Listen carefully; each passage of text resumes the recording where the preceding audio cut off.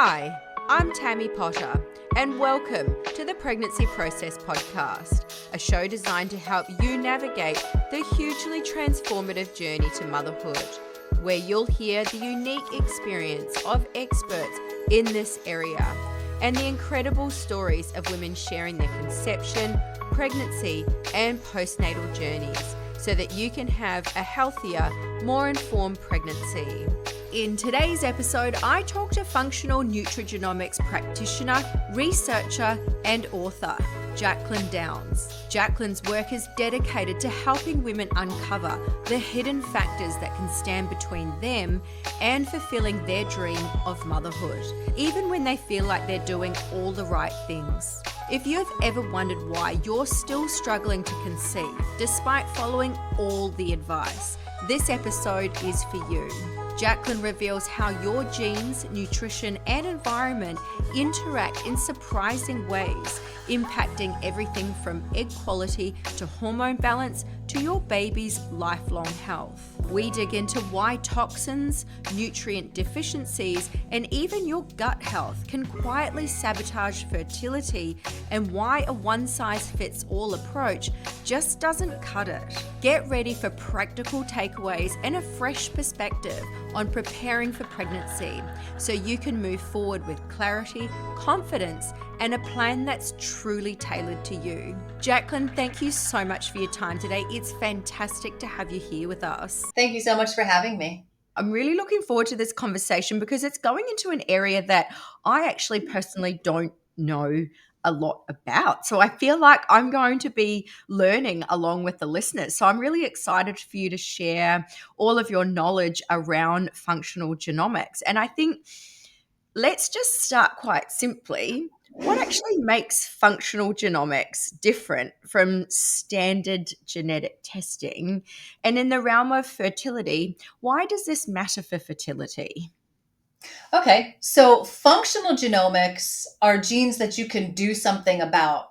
The functioning of, if you have a genetic variant, you can oftentimes compensate for it, as opposed to a true genetic mutation, like for muscular dystrophy.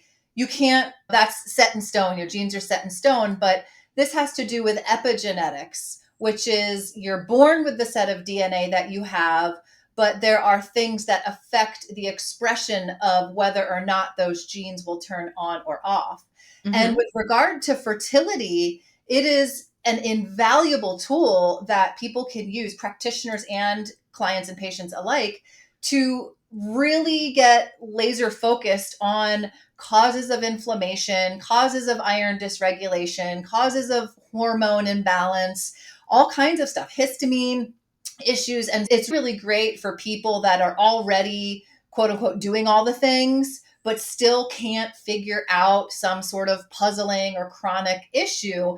And they really want to get to the bottom of it. Or oftentimes, as it is, people that have been to 8, 9, 12, 15 different practitioners, and they've either threw up their hands saying, I don't know how to help you, or else they were gaslit, or they were just told to take an antidepressant or something like that. And so this is really ultra customized to your genes based on your health history, your intake, your previous diagnoses, your goals, your exposures, what's worked for you, what hasn't. And so it really takes out the guesswork.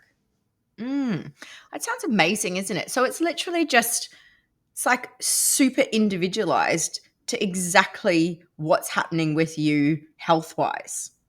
Yes, depending on the service that you're using. Most of the genetic interpretation services out there have a list of 25, maybe 100 if it's a comprehensive one, different genes. And do you have it or not? Yes or no? Do you have 1 copy or 2 copies or no copies? And then they just cut and paste these automatic canned responses. Well, if you have this version of this gene, then we're going to plug in this response. And so take this supplement or avoid that supplement. And so it doesn't take into account, like I said, your previous exposures, your diagnoses, what's worked for you, what hasn't. But also it oftentimes comes with contradictions. One page will say, oh, you have this genetic variant, so take this form of a supplement. And then 10 pages later, it's saying, oh, you have this genetic variant, so avoid this form of the supplement that 10 pages ago just told you to take. So those aren't really, they're just reporting about your genes. They're not actually doing a thorough analysis of your genome. And I guess that's where you come in. Yes, I saw that there was a high need for going above and beyond just this automated response, because I had client after client coming to me saying, can you help me make sense of this interpretation? I'm just more confused. I don't understand what it means, or it's contradicting. And so I saw a need for these to actually have somebody's fingerprint on it and almost have more hand holding without it necessarily having to be a one-to-one consultation, which my clients are able to book one-to-one consultations if they have more questions or want to go further or have specific things they want to learn about. I am open to that, but typically my interpretation packages don't include one-to-one consultations. Now, you mentioned copies previously. What does that mean? So when you are born, you have all of the DNA you're ever going to have, and you got half of your genes from one parent, your mom, and half from dad, or male and female, I guess I should say. And if both parents pass on one of their variated copies, then you are what is considered homozygous. That means you have two copies of that variant, which every single gene codes for the blueprint for making an enzyme. And it's usually the enzyme of the same name. So the enzyme has the same name as the gene. And every single enzyme requires nutritional cofactors in order to work. And then also toxins can inhibit it from working or cause it to work differently than it's supposed to, than it's genetically supposed to. So genes make enzymes, but there needs to be nutritional cofactors like spark plugs, or certain types of gas go in certain types of engines, right? And so each nutrient, certain nutrients help to make those enzymes form. But if you have a double variant, so one copy from the mother, one copy from the father, then that enzyme, the blueprint, the gene is predisposed to not making that enzyme work as efficiently, or maybe it's too efficiently. Like it can either speed up or slow down the rate that enzyme is produced or transported or degraded or whatever its job is. So it's like an assembly line. And some genes will speed up the assembly line, and things upstream or downstream will be affected. And then if you have one copy of a gene, so that means you got one copy from one parent, but no copy from the other parent, that means you're heterozygous. So that means that enzyme functioning is likely altered a bit, but likely not as much as if you received one copy from both parents. And then there's people that don't have any variants at all, and that is what is considered wild type, which means that's what most of the population has. That's the form that most population has. So you're not variated. It's incredible. And you can see how, and we'll get into this a little bit later, but you can see how when it comes to fertility and optimizing not only your health as much as possible, but your genetic potential, because of course we pass on our genetic material to children, just making sure that you're giving your child the very best possible start in life by understanding what's going on. And we'll get into how you can potentially change things, because you've mentioned nutritional cofactors and how that can work with them, but you've also mentioned toxins. So let's talk a little bit that, because I'm sure that there are factors like diet, stress, environmental toxins. These are all potentially toxic to our bodies. How do these all kind of interact with our genes and influence? Because we're going to keep it close to fertility here. Okay. How do these influence fertility? And because obviously there's things like oxidative stress and inflammation that harms egg quality and sperm quality. How do these factors, diet, stress, environmental toxins, impact that? So I'm very passionate about toxic exposures, whether synthetic chemicals or biological ones. Like mold makes toxins as a protective mechanism to claim its territory. It's territorial. And so mycotoxins are what mold makes, and they're very toxic, and they absolutely affect fertility. But here's the most important thing to know is that even if you are lucky enough or blessed enough to have a child with 10 fingers, 10 toes, full term birth, all of that, we are still passing on our toxic legacy onto our children.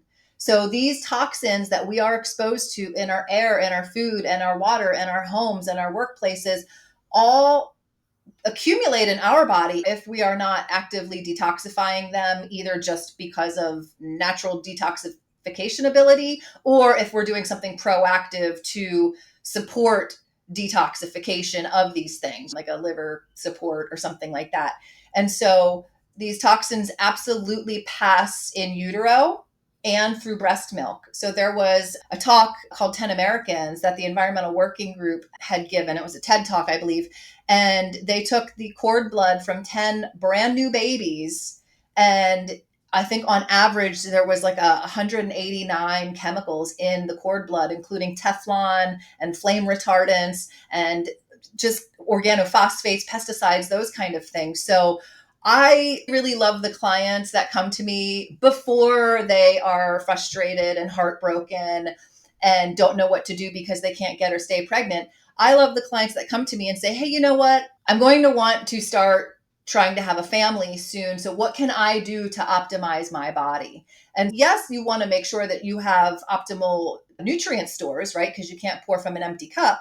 But also, let's get those toxins out, because those toxins are like metabolic wrenches in your pathways. And so they will affect neurological functioning, and especially in utero, right? That these are tiny little creatures, these tiny little beings. And then when you have the baby, especially if like you're living in a moldy house or around toxins, the baby's breathing that so many more times because their lungs are so small. So they're just so much more vulnerable to these toxins.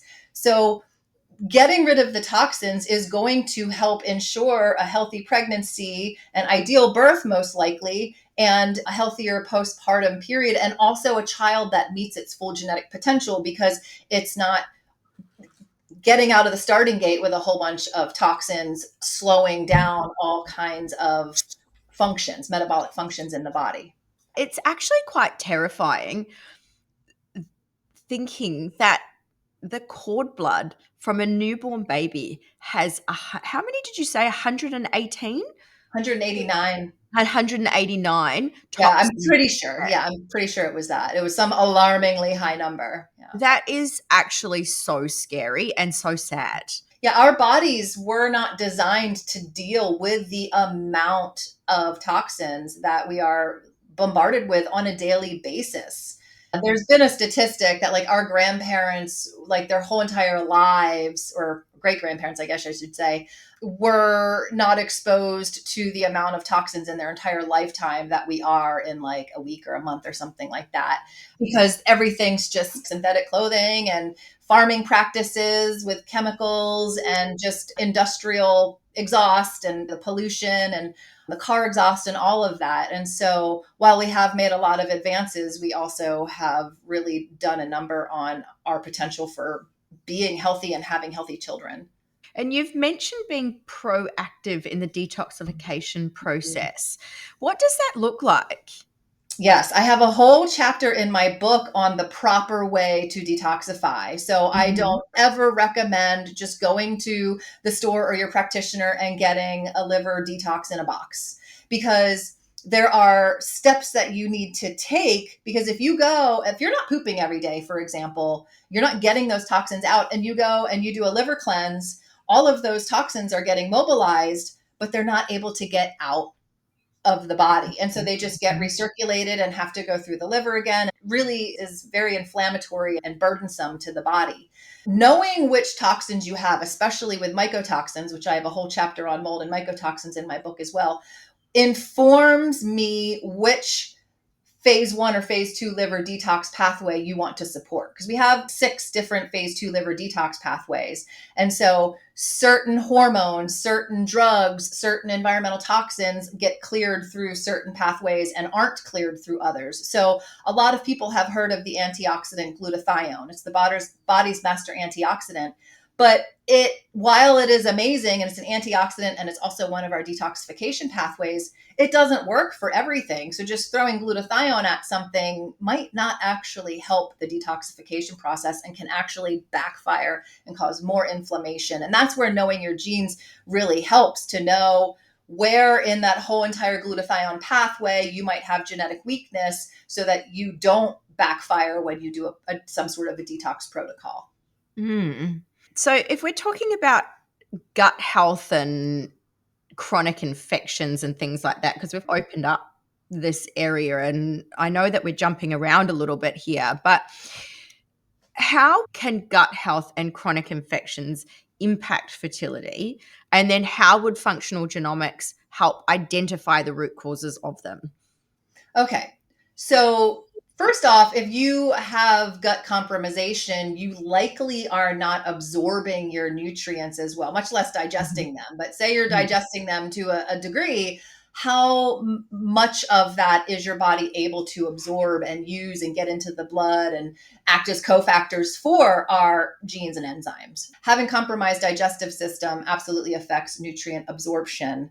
It can also affect the way that you use your fats. So, a lot of people, if they're not able to digest their fats and therefore use them, which I have a whole chapter on fatty acid utilization in my book as well, then you're not going to be able to make hormones. And that's going to affect your cycle. And that's going to affect your reproductive wellness and reproductive ability because our fats, namely cholesterol, is the precursor to all of our sex and stress hormones. So if you're eating good fats, but your body's not able to use them properly, you're not going to have the raw materials to make your hormones. And then that's going to make everything else wonky because your hormones are just part of the foundation of our health and our mood and our energy and everything. So I would say that those are the biggest things that how your gut health affects your health overall. And then genetics can really see. So I use if you can picture a scale, like how like lawyers have that icon with a balanced scale. So every genetic variant that you have is like putting a marble on one side of the scale for it to either that gene or enzyme works optimally or it's compromised. So some of these, we don't know how big or heavy those marbles are, but we just know that it's placing marbles on the side to compromise the body's ability. So for instance, say you have nutrient deficiencies, but you're trying to eat well, but you also have genetic variants for that nutrient that you're deficient in to not be transported very well, then you're going to have an even bigger deficit. And so genetics can compound things, but genetics can also compensate for each other and compensate for other things. So I do say no functional gene works in isolation. A lot of people put emphasis on MTHFR, which is a gene involving your folate. And a lot of people say, I have miscarriages because I have MTHFR, or I can't detoxify because I have MTHFR. That I'm not discounting the importance of MTHFR or a single gene, but there's so many other factors and so many other genes involved with miscarriage or reproduction and so many more involving detoxification. So it's not just one gene. And like I said, sometimes they can compound each other and make a situation worse, or sometimes they even each other out. I'm so fascinated by this and I love learning new things. So I feel like I'm like learning along with everybody else here. But you've opened up a conversation around MTHFR, Mm-hmm. which I know is a bit of as you're saying, it's a bit of a hot topic. Mm-hmm. So can we talk about that a little bit? Right now, I can guarantee that your listeners are going to know more after this section than so many of the influencers on social media, many of which are doctors. So a lot of people are hearing about this MTHFR and they're like, oh, I need to learn about that because my clients or my patients are going to ask me, or it's going to get me views on social media. And so they are saying something that is incorrect. They are saying that MTHFR, which there's an MTHFR gene that codes for the MTHFR enzyme. And there's actually dozens of different MTHFR variants, but there's two that are the main ones. These people are saying that MTHFR is what converts folic acid into methylfolate, which is the form of folate that our bodies need to make DNA, repair DNA, detoxify hormones, detoxify a lot of other chemicals. Just it's essential for so many functions in the body to drive this methylation process. But that's incorrect. It's involved with that, but I think DHFR needs some time in the spotlight. So there's a gene called DHFR that is actually what converts it's 2 of the 5 steps of converting folic acid, which is synthetic. It's made in a lab. It is not found anywhere in nature. It was named folic acid because it is supposed to simulate folate, which is found in foliage. So usually when you think of folate, you think of leafy greens. So folic acid's made in a lab, and DHFR converts it into a form of folate. And then MTHFR adds that very important methyl group to turn it into methylfolate. So now you know MTHFR doesn't turn folic acid into folate, but it takes part in that process. And obviously, when it comes to folic acid, it's extremely important when it comes to birth defects, preventing miscarriage. So essentially what you're saying is the folic acid that women are being told to take, are you saying that it's not the right form for people to be taking, or is that what I'm getting from that? Yes and no. Yes, because about half of the population Mhm. has an MTHFR genetic variant. Mhm. So that means half of the people, but they don't look at DHFR. So really it would be the combination of 2. If you have DHFR variants and MTHFR variants, you probably are going to have a worse time with folic acid. And so they've done studies where unmetabolized folic acid builds up in the body because it can't convert. And then you're folate deficient. And then that's when you have miscarriages or you have neural tube defects with a fetus and that kind of stuff.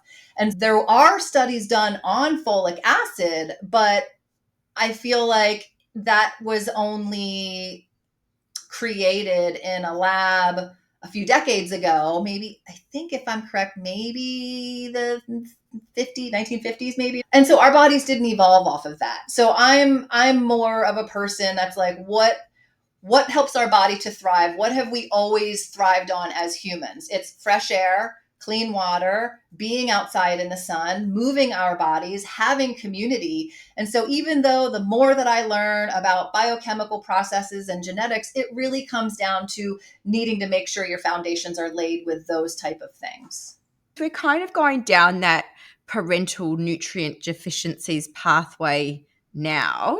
Mm-hmm. So how would parental nutrient deficiencies like folic acid, zinc, choline, even toxic exposure, which we've mentioned before, how would that increase the risk of allergies, ADHD, and other types of things in that realm? How does all this kind of link together? I'm trying to think of an analogy, but there is a statistic that children born as a result of assisted reproductive technologies statistically have higher incidences of physical disabilities and learning disorders and immune system dysregulation. And so that goes to show that when the body temporarily halts mating ability for one reason or another, that it's not really solving the problem to just force the body to get pregnant with forcing hormones into specific ranges. So yes, you can achieve a pregnancy and hopefully achieve a birth,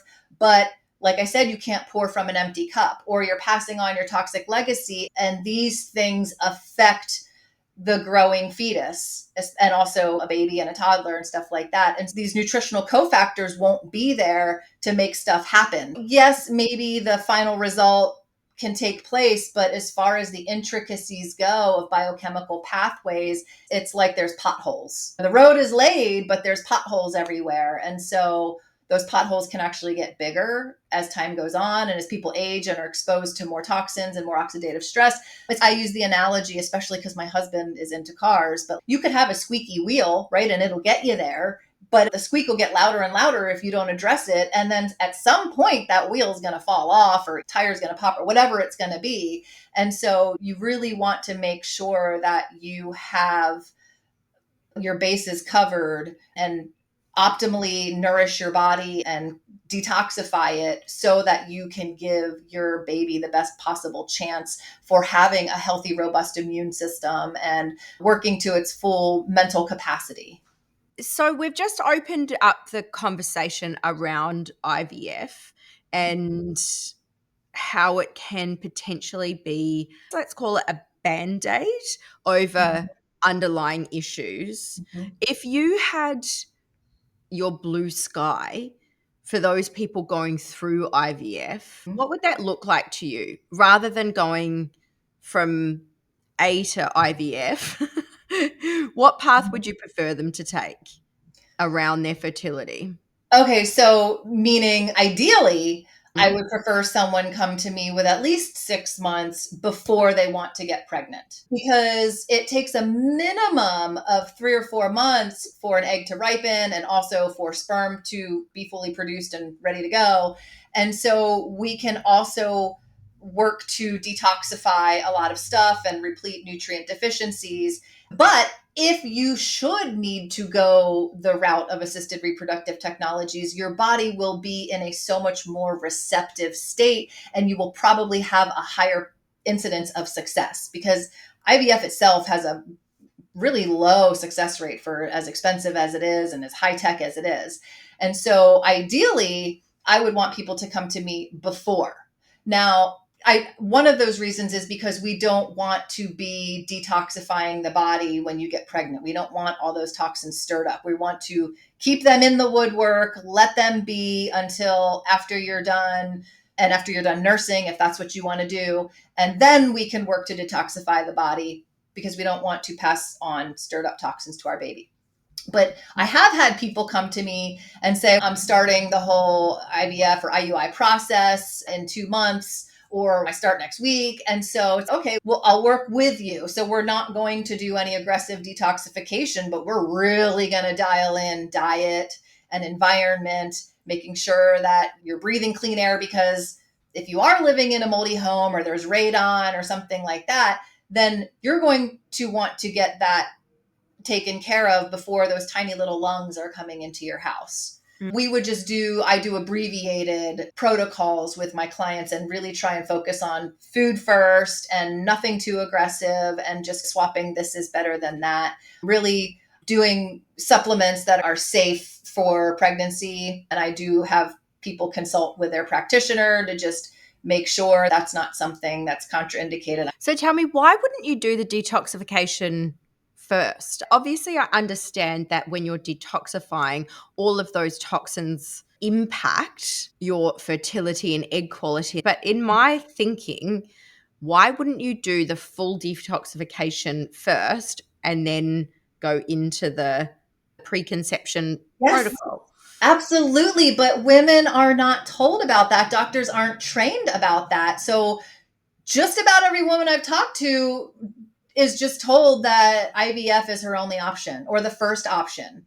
And Mm. they might be told to stop smoking and stop drinking alcohol, but the nutrition piece and especially the holistic nutrition piece is sorely lacking. And so I'm here to raise awareness. Thank you so much for having me on your show because I know you want to raise awareness about this. Mm. But if people were made aware of options that they can do before they would decide to spend all of this time, a ton of money, and oftentimes it's paired with a lot of heartache because of a lot of failed attempts, I can help people to save all of that time, money, and heartache by optimizing your health. And that's not only going to improve your fertility and your chances for a healthy child, but also you're going to have the tools that you need to know how to age with health and grace and ease. So it's going to help with your longevity as well.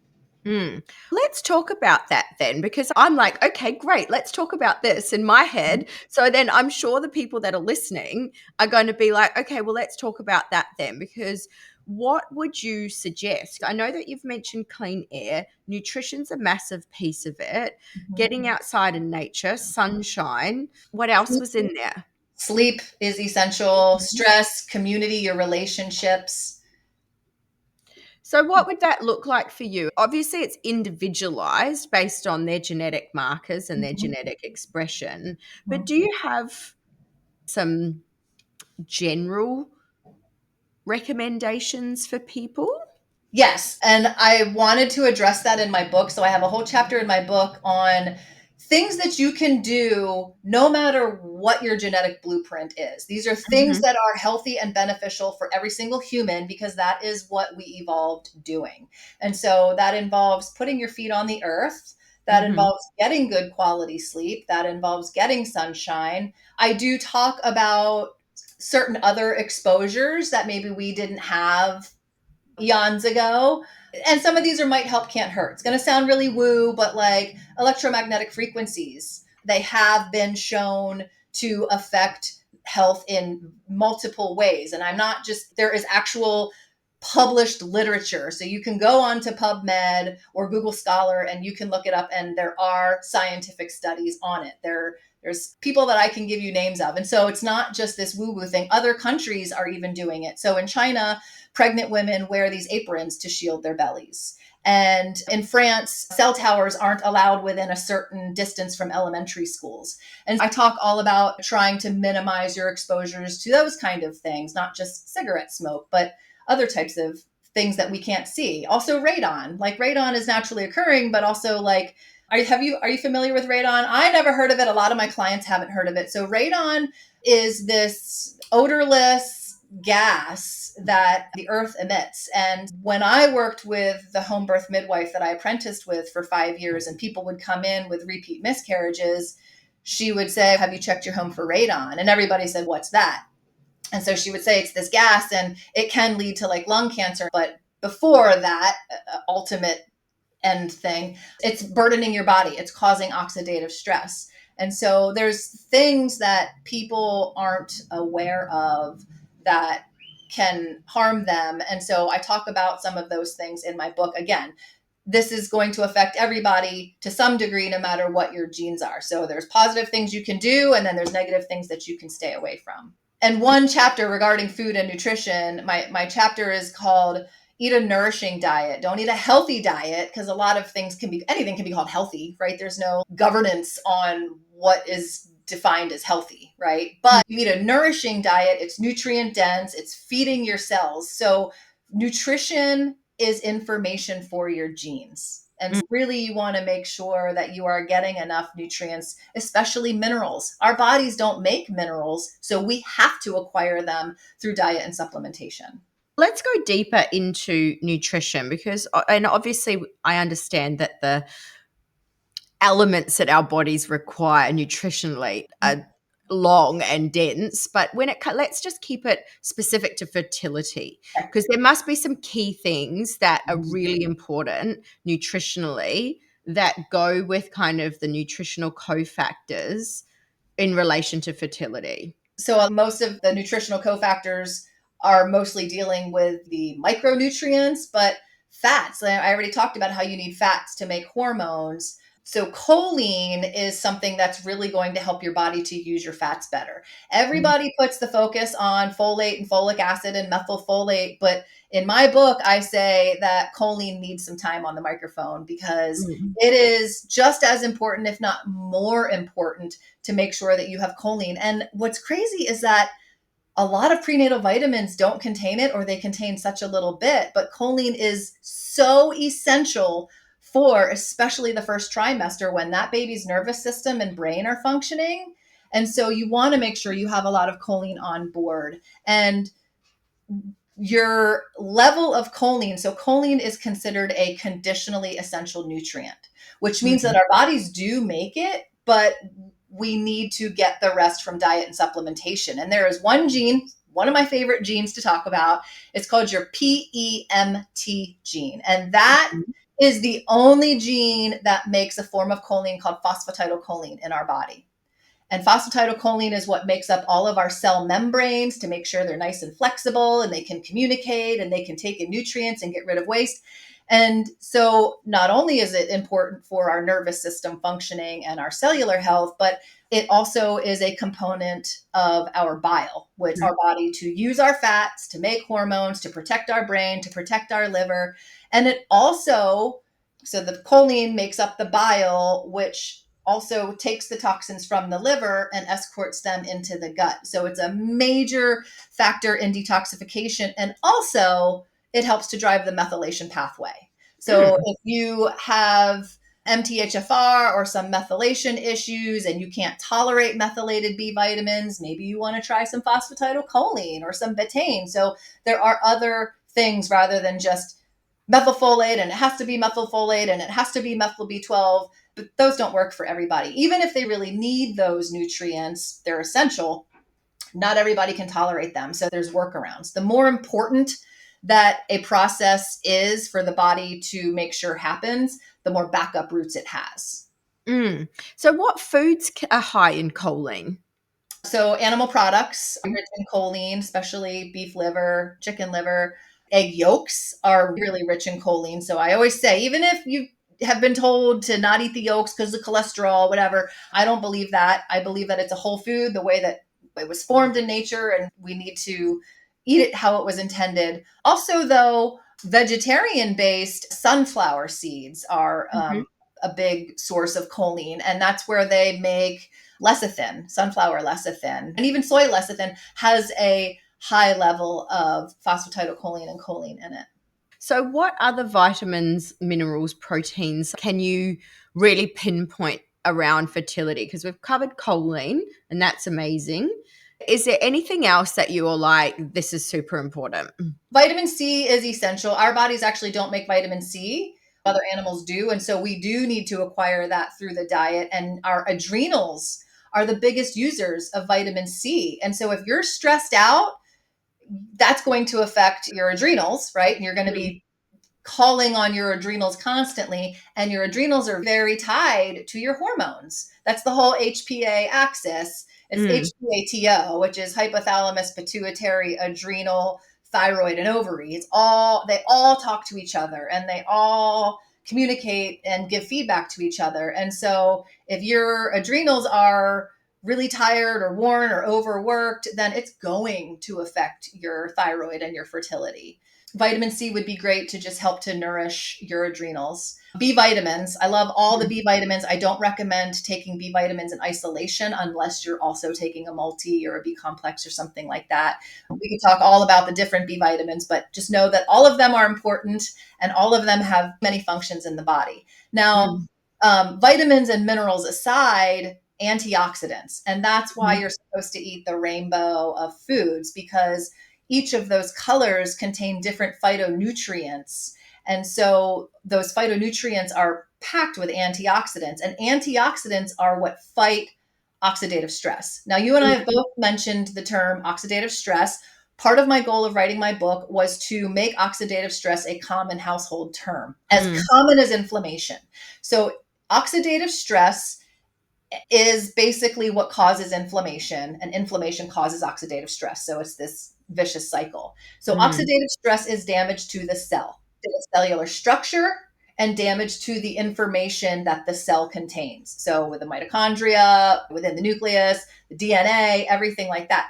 And so antioxidants neutralize the free radicals that cause oxidative stress. So they're the reason why we need oxidative stress is the reason why we need antioxidants. So you can get those in food, but you can also buy supplements. Like I said, glutathione is the master antioxidant. Our bodies do make glutathione. Glutathione is made and it's recycled in the body and it's reused, but that also all depends on your genetics. Some people have way more robust genes around making glutathione, using glutathione, transporting it, recycling it, and other people are just born with a big hindrance to glutathione. So they're going to need to be more proactive in avoiding toxins, avoiding the stressors, and making sure that they're being proactive about getting enough antioxidants or supplementing with something like glutathione. So I guess you've opened up a little can of worms here around mitochondrial health, oxidative stress. I know that there's a link there between mitochondrial health, oxidative stress, energy production, and then sperm and egg health. Can we talk about that? Yes. So I know that's a big question. The sex cells, so your eggs and your sperm use, especially egg, has more mitochondria in it than like your thumb. Okay. And I have these statistics in my book. I don't have them committed to memory, but our heart cells have a lot of mitochondria in them because our heart it generates energy, right? But our eggs need to have a lot of energy to carry them from that 2-week period until it's implanted and starting to get nutrition and energy from the mother. And so they are very vulnerable to stressors because we don't need to reproduce in order for us to stay alive, right? So our body robs Peter to pay Paul. Anytime there's a stressor, the body says, obviously now's not a good time to make a baby because this bear's chasing us. So let's rob whatever energy is going towards that to go deal with this.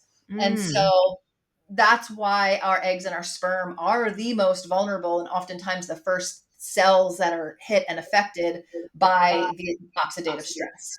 Are there any preconception tests that assess like the functional genomics? How would they guide the personalized plans for diet, supplement, detoxification? In addition to the functional genomics test that I do run, it pairs really nicely with a urine organic acids test. This is a first morning's urine test, and it has over 70 different markers for things like how well are your mitochondria able to make energy? How well are you able to use your fats?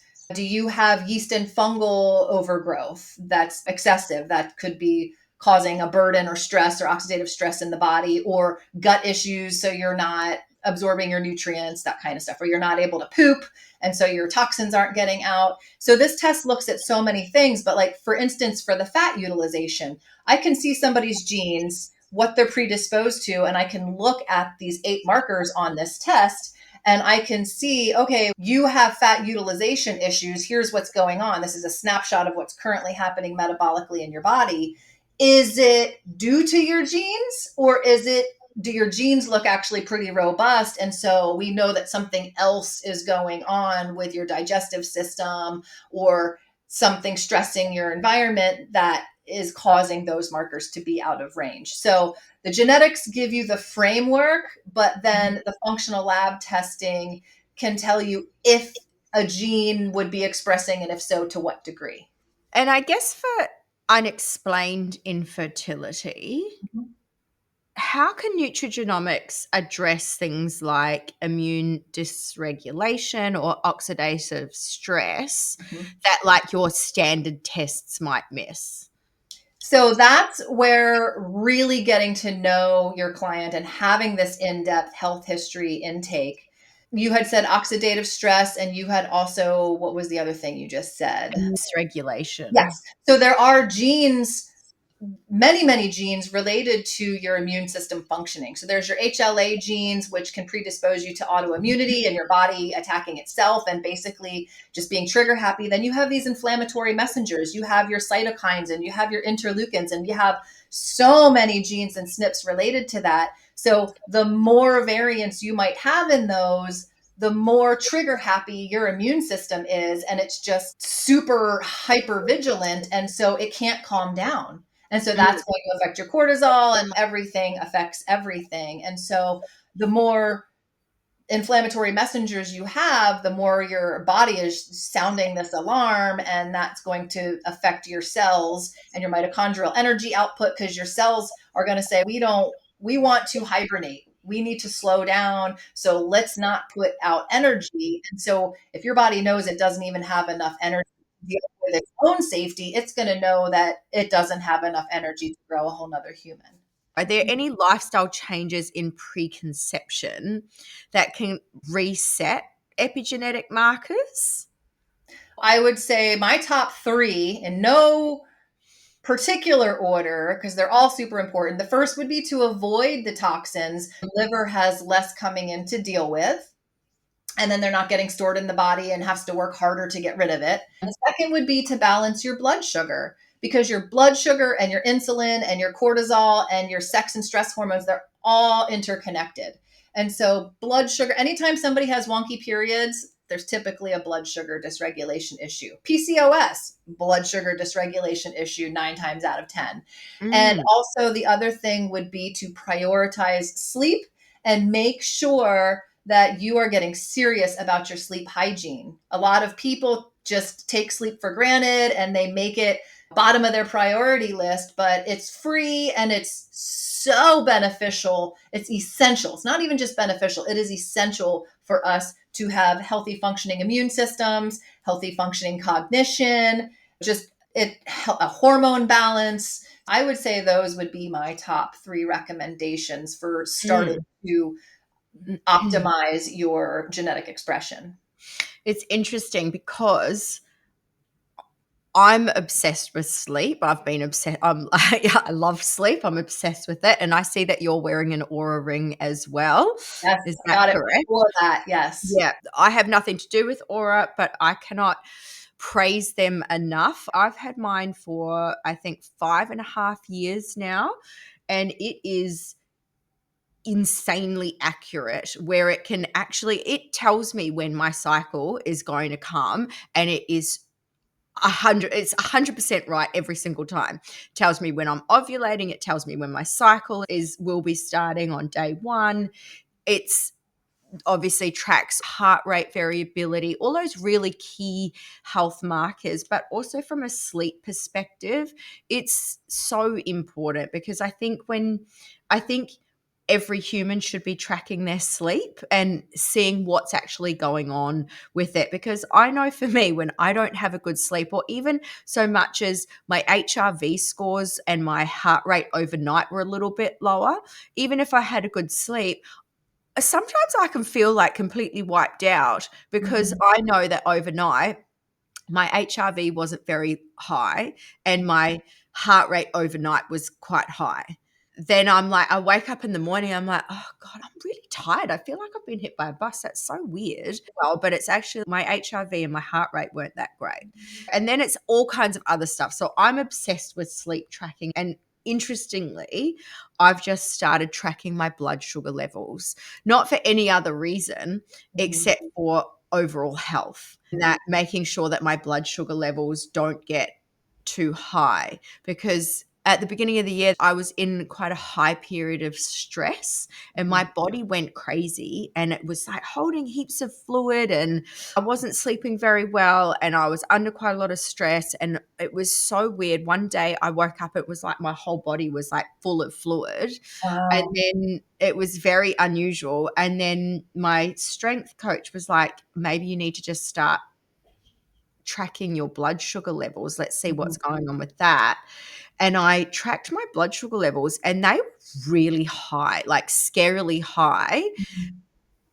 But I think it had to do with stress. And the stress that I was under was causing my blood sugar levels. And then I was having all this fluid retention. So it was this weird kind of combination. So I'm now tracking my blood sugar levels and they're pretty good actually now. They're sitting around 4.9. Like they don't really go up over 5 very often.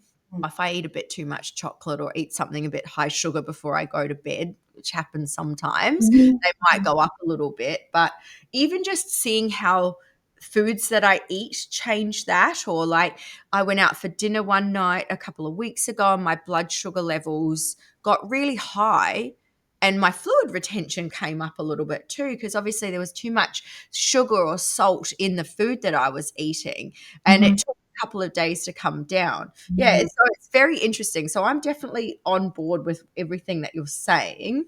And balancing your blood sugars and even tracking them is actually pretty easy. So 2 things that you're talking about here, which are balancing your blood sugars and sleep hygiene, you can do this yourself. Like you can get an Aura ring, you can get an Apple Watch, wear it overnight and track your sleep sugar levels. You can just go and get a diabetic's blood sugar level tracker and track your fasting blood sugar levels when you wake up every morning before you have anything to eat. Or don't brush your teeth either.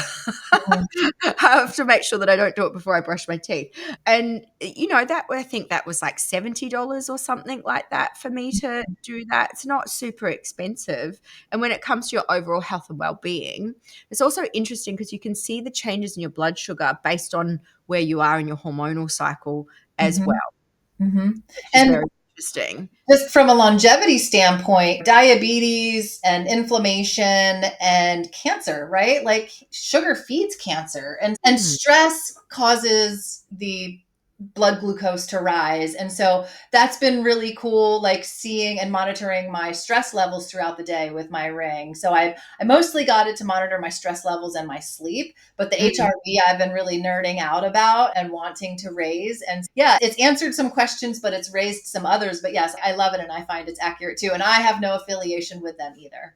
Now, I feel like I've just gone on a bit of a rant around blood sugar and sleep hygiene, but avoiding toxins, because we live in a very toxic environment. And I know there are a couple of things based on conversations that I've had with other healthcare providers on the podcast. So that's things like making sure you take your shoes off when you come inside, Mhm. as soon as you come inside, because we pick up toxins on our feet as we're walking around, and then we come inside, and if we don't take our shoes off, we're then tracking those toxins all through the house. Yep. Things like not touching receipts, Yep. um, making sure that you're washing your fruits and vegetables in vinegar or apple cider vinegar or something like that, and Mhm. then wiping them down and putting them in the fridge. What Mhm. other things would you recommend? Really good water filtration and air Mm. filtration. So when I used to teach my yoga classes, we would really focus on the breath a lot. And I would say you can Mhm. go weeks without food and days without water, but you can only go a few moments without breath, is how Mm. essential it is for us to stay alive. And so we want to make sure that we're breathing clean air. And also, if you are breathing mold laden air, all of that can get colonized in your sinuses, and then that can pass down to your gut and cause all kinds of gut issues. And then that's just opens the can of worms for any possibility for any kind of chronic problem. What else? Funny. It's so funny that you mentioned this, because I've recently been looking at just those water bottle. You can buy water bottles now that Mhm. have quite good filtration systems in them. They're not that Mhm. expensive. I think they're maybe like $100 and have Mhm. 500 refills or something like that. And then they do full filter of your water. So make sure that you're not drinking toxins in the water. I know that, and you can get ones for the home, you can get them for your showers. Mhm. But air filtration, what does that look like? Okay. First, I want to say the better the water filtration is, the more it'll probably also take out the good stuff. Mhm. Remineralizing your water is really important too, because you don't want to deplete yourself with distilled water and stuff like that. I know there's so many different theories and passionate people in the water field, and I'm not beholden to any particular one. Just try and get the cleanest, best quality that you can. Now, as far as air purifiers go, there's VOCs. Like you just walk down the grocery store aisle where all the laundry detergents are, and you can smell them. They're packaged, they're sealed, and you can still smell them off gassing. Plus, there's the new carpet, the paint, the varnish, all of that we are breathing. And so, if we can make sure that's to a minimum, but also car exhaust if you live near a busy road, or a farm if they spray. So breathing good, clean air. I would say at the minimum a HEPA. There are better ones called ULPAs, which are ultrafine particle air purifiers. But especially if there has been any mustiness, water intrusion, cracked paint, chipped paint, water stains, anything like that, there's likely mold. Even if it's dried up, the spores are still present and can be floating around. And so just getting a good quality air purifier is going to be beneficial whether you feel it or not. And anything else? So you've got water, you've got air filtration, we've got a few of the things that I mentioned. Is there anything else that's super important? Trying to not be like a teetotaler and stress out about it and create a very big wagon in which to fall off of. So I like Mhm. to use a this is better than that approach, or what can I do today that's a little bit better than I did yesterday? Because we do live in this world, and we can't, like, being a mom is like the hardest thing I've ever done, because there's just sugar and food dyes and crap and just toxic plastic shit. Excuse my language. There's just so much bad stuff that I just feel like I'm constantly having to say no, or I'm stressing out about it. And so I have learned to just choose my battles and let my kids know where I stand with it. And then plant that seed and hope that they will eventually make the decision I hope that they make when they're older. So I guess that leads us into our final question. What's the one thing you wish all women knew before having a baby? We did talk about this. So it would be the preconception optimization. Because a lot of women think about starting to take a prenatal vitamin or quitting smoking once they get pregnant. But everything that you do affects your fertility and the health of your child. And I don't mean to scare people, but here's the example. And this is the single most mind-blowing fact I had ever learned, is that when a woman is pregnant, 4 months pregnant with a female fetus, that female fetus has all the eggs she is ever going to have. So the mother is carrying the seed of her grandchild in her body. And so everything that we do throughout our life, and even what our mothers did, affects our fertility and our generations to come, but also our health in this lifetime. Mm. Do you know, I love that concept so much. And there's so many different ways of looking at it, even from like a Vedic perspective, because I practice Vedic meditation, and even from that intergenerational trauma side of things. It's such a beautiful concept that for every woman that has a female child is passing down parts of their own grandmother and all kinds of stuff. It's crazy because it's like a hall of mirrors where it's just you see yourself all the way down, and it's literally that. And I love that concept so much. And the more that I do this podcast, the more that I understand how important preconception health is. And I think it's something that is not really being looked at that much. And I think it's something that really does need to get more airtime. I'm here to raise awareness. I feel so passionately about that. So that's what I have been. That's why I wrote the book.